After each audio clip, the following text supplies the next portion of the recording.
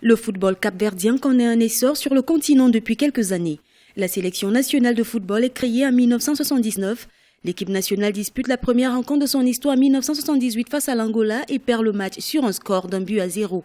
À la suite de l'affiliation de la fédération à la Confédération africaine et à la FIFA en 1982, la sélection s'engage pour la première fois dans les éliminatoires d'une Coupe d'Afrique des Nations en 1992 et dispute ses premières qualifications à la phase finale de la Coupe du Monde en 2003. Selon certains analystes, la bonne organisation de la fédération aurait permis au football capverdien d'avoir de bons résultats. Ce qui milite en faveur de ce football-là et ce qui fait que le football-là est de plus en plus visible, c'est tout simplement l'organisation, c'est les infrastructures, c'est un peu la stabilité, le sérieux qui est mis au niveau de l'organisation du football dans ce pays. En Afrique du Sud, en 2013, à la phase finale de la Coupe d'Afrique des Nations, avec quand même des résultats très probants, une équipe du Cap-Vert qui a éliminé, on se rappelle, le Cameroun d'abord pour aller à la phase finale, et dans son groupe, le Cap-Vert s'est imposé quand même à certains pays comme le Maroc, comme l'Angola, pour se qualifier pour les quarts de finale. Ce n'est pas rien. Les requins bleus, comme on les appelle, se sont qualifiés à la phase finale de la Coupe d'Afrique des Nations en 2013 pour la toute première fois de l'histoire.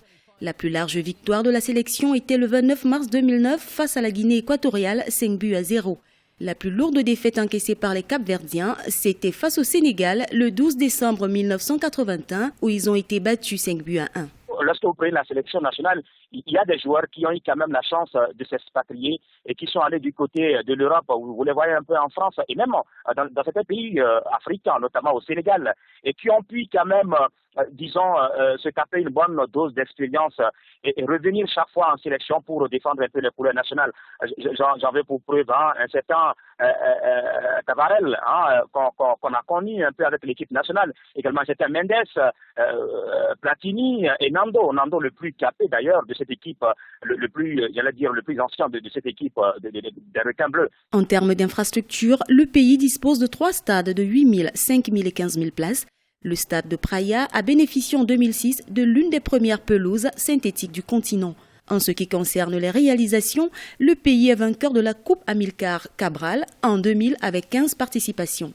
Lors de sa deuxième participation aux Jeux lusophones en 2009, le Cap-Vert a été sacré champion de la compétition. Car finaliste lors de la Coupe d'Afrique des Nations en 2013, les requins bleus n'ont néanmoins jamais franchi le premier tour de la Coupe du Monde de football. Les Capverdiens ont terminé l'année 2015 au 39e rang mondial et au 4e rang sur le continent.